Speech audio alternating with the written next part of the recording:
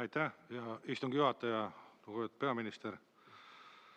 No me numbriteni ei jõudnudki, et ideeliselt on muidugi väga hea, et me püüame leida lahendust, et rääkida Belgia peaministriga ja just selle Venemaa külmutatud varade kasutusele võtmiseks. Ja esimese pingutusena ta muidugi hästi oluline. Nüüd, kui me jõuame sinna, see esimene pingutus ei too vilja.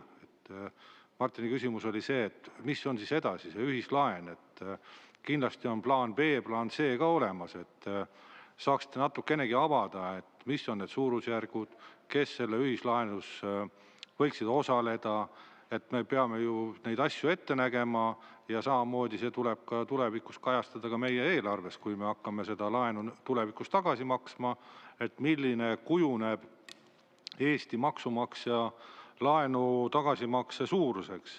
Nii et kõik on ilus, mis te räägite, et detsembris toimub arutelu, aga meil on detsember käes, et sinna ei ole palju enam jäänud, tähendab, peab olema ka mingid esmased läbirääkimiste alused ka ülemkogule, et saaksid kõik osapooled ühtemoodi aru, kui esmane pingutus külmutatud varade kasutamiseks ei too tulemust. Aitäh.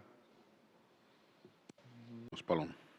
Nojah, ma just eraldi palusin, et ärme hakka rääkima Tallinna linnavalitsusest, aga ikka jõudsime sinna, aga ma kergelt hämmingus sellest jonnakusest reaalsust mitte tunnistada.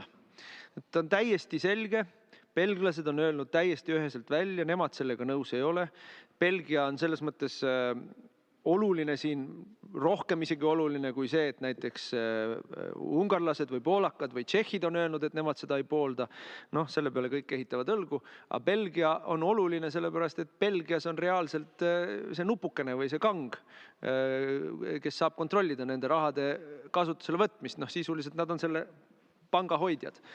Ja ma ei hakka arutama seda, mis nende vastuargumendid on, las nad olla, aga selge on see, et nad ei ole nõus.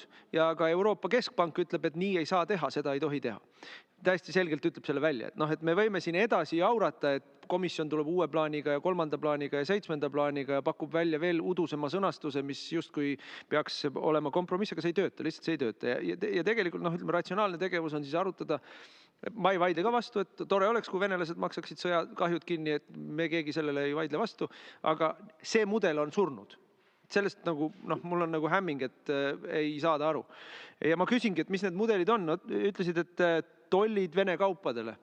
Ei ole võib-olla halb mõte, aga siis ma oleksin huvitatud kuulma, et kuidas nad toimima hakkavad, see on ka Euroopa Liidu tollipoliitika on Euroopa Liidu käes, et mis need summad on, kuidas siis praktikas välja hakkab nägema, sest et mina kardan, et me räägime tegelikult praktikas ühislaenu võtmisest, kus kõik riigid ei osale, mis tähendab seda, et need riigid, kes osalevad, saavad veel ebaproportsionaalselt suure kulu endale, Eesti maksumaksjad, me räägime mingist uuest ESM-i taolisest asjast, või me räägime Euroopa Liidu eelarvest välja võetavatest miljarditest, 10 miljarditest, mis toimub piltlikult öeldes Eesti põllumeeste või Eesti siis regionaalarengu arvelt. Et ma tahaks teada, mis summadest me räägime. Aitäh. See, mida Monika üritas siin märku anda, on see, et peaministri jutu järgi on kogu mure vaja inimestel endal lahendada ja riik lihtsalt annab meile soovitusi, kuidas kuritegevusega võidelda, et see tegelikult nii käima ei peaks ühes normaalses toimivas riigis. Aga kuna küsimus on meil olukorrast riigis ja see on lai teema ampluaa, siis ma loen teile ette teie endise koalitsioonikaaslase Raimond Kaljulaidi ühe tsitaadi, kus ta ütleb niimoodi. Kui 2019. aastal oli EKRE valitsuses ja selle ministrid mõnitasid Joe Bidenit, siis oli üleriigiline suur skandaal ja kõik said aru, et see ei ole Eesti huvides. Praegusel hetkel mõnitas Reformierakonna rahandusminister Jürgen Ligi toorelt Ameerika Ühendriikide praegust presidenti ja tema poliitikat, aga ükski koer ei haugu. Eks see näitab, et meil on Eestis teatud riigiaadel ja seda riigiaadelt ei puutu keegi. Jutt käib sellest, et teie valitsuse liige Jürgen Ligi siin võttis kommenteerida Trumpi algatust Ukraina rahuplaani teemal, ütleme siis niimoodi, et Ligi liikus mahlas eriti ilkuvalt ja mõnitavalt, ega ta teistmoodi ju suhelda ei oskagi. Ja ma annan siin juures võimalus, et kui siin juba 2019 tuli jutuks ja Jüri Ratase valitsus, Jüri Ratas alailma vabandas. Ta oli kohe niisugune hea mees, vabandas kõigi ja kõigi pärast kogu aeg, et kas te ei tahaks Jürgen Ligi pärast vabandada Trumpi ees? Jaa, aitäh. No nüüd on ikkagi üsna selgeks saanud, et need plaanid, mis Euroopa Liidul ja komisjonil olid seoses külmutatud Vene varade kasutuselevõtuga, on ummikus. Ja umbes 140 miljardit, mis on siis külmutatud, millest umbes pool taheti Ukrainale ühel või teisel moel anda, et see sisuliselt ei ole võimalik. Ja selle rahaga sõja jätkamist ei saa teha. Ja tuleb välja, et paljastatud ei ole putinistid mitte tavalistes kahtlusalustes kohtades nagu Budapest või Bratislava või Praha või isegi mitte ei ole need putinistid meil Tallinna linnavalitsuses või EKRE fraktsioonis, vaid tuleb välja, nad on täiesti süda-Euroopas Belgia valitsus, isamaaline Belgia valitsus, kes on kanna maha pannud, öelnud, et ei saa. Või ja mis veel hullem, Euroopa enda institutsioonid ehk Euroopa Keskpank on öelnud, et sellisel viisil seda raha kasutusele võtta ei saa, sest et need riskid on lihtsalt liiga suured ja tagajärjed Euroopale liiga katastroofilised. Nüüd, ma ei tahagi, et me hakkaksime nüüd arutama, kumb on hullem putinist, kas Euroopa Keskpank või Belgia valitsus, vaid ma tahan teada, mis on siis need alternatiivsed plaanid ja me teame, et alternatiivseid plaane ujutatakse Brüsselis. Üks võimalus on siis Euroopa Liidu enda eelarvest rahasid eraldada, see saab toimuda liikmesriikide arvelt. Teine võimalus on, et Euroopa Liidu liikmesriigid võtavad ühise laenu ja hakkavad seda ühist laenu siis igaüks oma riigieelarvest maksma. Et ma tahaks siis teada, et kas on juba selge, mis need summad on, mida Eesti maksumaksja peab siis enda kanda võtma ja milliseid plaane Eesti valitsus siis toetab, millised ta ei toeta ja eelkõige ma tahaks, et me keskendume siis sellele koormisele, mis Eesti inimestele tekib. Aitäh! Jaa, et vaat need küsimused, millele teil vastuseid ei olnud, ma küsisin neid tegelikult ka Rahandusministeeriumist, aga vastuseid ei ole siiamaani tulnud, et ilmselgelt on need näitajad nii katastroofilised, et kuidagi ei taheta seda paberile panna. Ja mis puutub teedeehitusse sinna minevast rahasse, siis teate, teedesse pidid juba ammu minema aktsiisid, mida ka tõsteti ja teedeehituse raha on olnud nagu kogu aeg eraldi rea peal. See, et oma läbikukkumist praegu püüate ilustada sellega, et oi, näed, me anname teile, paneme selle nüüd, hakkame teedesse panema. Ei usu. Aga teine küsimus on see, et natuke teisest ooperist, et juba pikemat aega on Eesti inimesi tabanud telefonipettuste laine, mis viib igakuiselt inimestelt petturite taskusse 10 miljoneid eurosid. Suurte kõnekeskuste jäljed viivad Ukrainasse, kus siis ilmselt osavalt on värvatud ka nüüdseks head eesti keelt rääkivaid kaastöölisi ning pettukõned küll MTA, siis Maksu- ja Tolliameti, küll Omniva, Eesti Energia, kullerfirmade nimel tulevad juba valdavalt Eesti telefoninumbritelt. Sotsiaalmeedias on jagatud kuvatõmmiseid ja videoid nende telefoninumbrite ja kõnedega ning tundub, et asi on läinud absoluutselt üle igasuguste piiride ja meie inimesed on rahvusvaheliste petturite eest täiesti kaitsetud. Eriti saavad pihta üksikud vanainimesed ja ühiskonna haavatavamad liikmed, kes pole võib-olla kõige digipädevamad ja usaldavad riiki ja riigi nimel tehtavaid petukõnesid ja kirjutatud e-kirju ja annavad oma pangakoode kurjategijatele. Ja nagu ma juba ütlesin, petturid on osavad ja halastamatult ning kõik on juba täiesti epideemiline. Riik, kes peaks oma struktuuridega oma kodanikke kaitsma, on jätnud nad täiesti kaitseta ja petturid on teavitustest alati sammu võrra ees. Meil ehitatakse nüüd küll suurelt üles totaalselt jälgimisühiskonda ja rajatakse kaamerate võrgustikku, aga siinkohal tundub, nagu elaksime kiviajas. Mitte mingid riigipoolsed huvi nende suurpetturite võrgustike välja selgitamiseks ja kahjutust tegemiseks ei ole märgata. Kas tegemust on lihtsalt suutmatusega või siis hoopis soovimatusega probleemidega tegeleda, kuna ma ütlesin, suured kõnekeskusid ja petturite võrgustike juhtorganid asuvad väidetavalt Ukrainas ja sinna pole vaadata ju ei tohi või siis on ka meie riigi ressurss, eks ole, seda meeletut korruptsioonipesa ja seda kuritegevuse pesa sealt üldse nagu lahendama hakata, on liiga väike. Kas valitsus kavatseb ses osas midagi ette võtta ja jätkubki see samamoodi edasi, et Eesti inimeste raha voolab karistamatult 10 miljonite kaupa kuus rahvusvaheliste petturite kaupasse? Aitäh, Helle-Moonika Helme. Aitäh. Ja aitäh, hea istungi juhataja ja peaminister, automaksu ja registreerimismaksu kehtestamisel prognoosis valitsus tookord märkimisväärseid tulusid. Nüüdseks on selgunud, et mõlemad laekumised on olnud kordades väiksemad prognoositust ja samal ajal on automüügisektor langenud, uute sõiduautode müük vähenenud ning ka käibemaksu laekumine on vähenenud ehk et majandusele on see toonud pärssiva mõju. Nii suurt uute autode müügi kukkumist nagu Eestis ei ole olnud kusagil mujal Euroopas.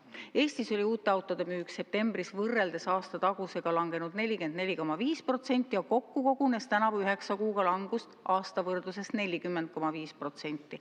Autoturg jätkas ka novembris langust. Uute autode registreerimine kukkus drastiliselt ja seda asjaolu ei päästa ka see, et Rahandusministeeriumi asekantsler Evelin Liivamägi esitas AK eetris automaksu mõju ilustava valeväite, et justkui oleks ettevõtete autoostute määr taastunud. Statistika seda ei tõesta. Ja automüüjad möönavad, et Rahandusministeeriumi kommunikatsioon on talumatu, sest mingit tõusu pole. Ka eraisikute liisinguga ostude hulk on kahanenud poole võrra ning otseostud samuti poole võrra. Samuti on automakse edasi lükatud uute autode ostud kiirendanud ka autopargi vananemist ehk et Eesti teedel sõitvate autode keskmine vanus on stabiilses kasvutrendis, mis omakorda mõjutab ja hakkab üha rohkem mõjutama ka meie liiklusohutust ja tõenäoliselt suurendab liiklusõnnetuste ohvrite arvu. Keskmise autopargi vanus ulatub 15 aastani ja tegemist on ühe kõrgeima näitajaga Euroopas ehk siis jälle millegagi oleme taas lisaks hinnatõusudele, inflatsioonile ja vaesusele Euroopas esirinnas. Ja minu küsimus on, kas valitsus tunnistab, et automaks ja registreerimismaks ei täida eesmärke, mille nimel need kehtestati, ja kui laekumised on väikesed ning majanduskahjud suured, siis kas valitsus on valmis kaaluma nende maksude ümbervaatamist või kaotamist? Ja ma räägin siin ikkagi põhimõttelistest sammudest, mitte tagantjärele kosmeetilistest muudatustest, mida meie ju omal ajal siin ette panime, et suuremat kahju ära hoida, aga mida teie valitsus tookord keeldus arvestamast. Kas tunnistate oma läbikukkumist?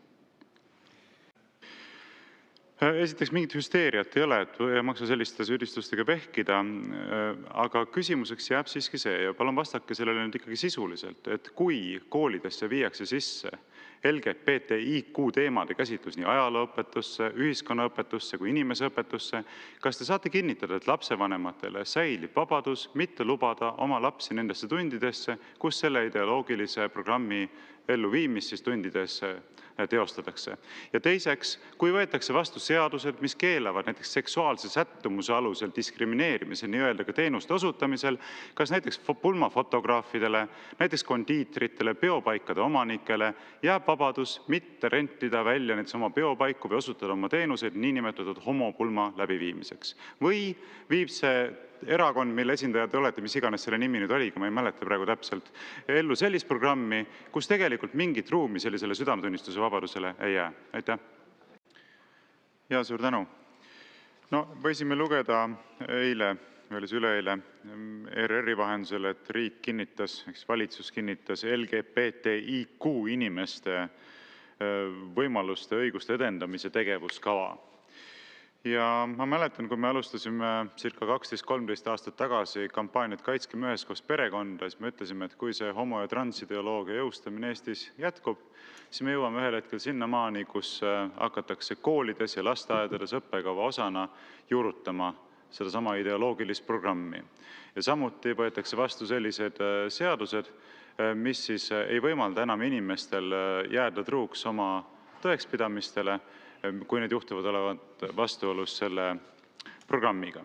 Ja nüüd siit tegevuskava kirjeldusest saabki lugeda, et 2 põhilist valdkonda, kus kavatsetakse seda tegevuskava rakendama hakata, on siis haridus ja õigusruum.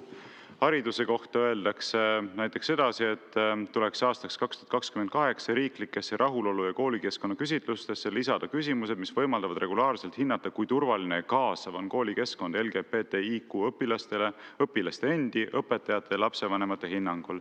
Samuti kavatsetakse integreerida LGBTIQ teemad erinevates õppeainetesse nii põhikoolis kui gümnaasiumis, näiteks ajalooõpetuses, inimeseõpetuses ja ühiskonnaõpetuses.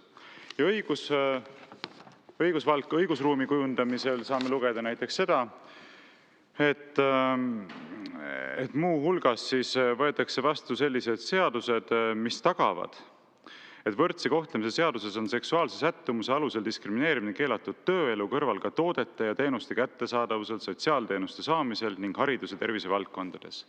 Nüüd minu küsimus teile seondub sellega, et kuidas saab kõige selle käigus tagatud lapsevanemate õigus südametunnistuse vabadusele, kui nad ei nõustu sellise ideoloogilise indoktrineerimisega oma lastele, ja kuidas tagatakse ka ettevõtjatele südametunnistuse vabadus, et nad näiteks ei pea osutama teenuseid, kui see ei ole nende veendumustega kooskõlas? Aitäh!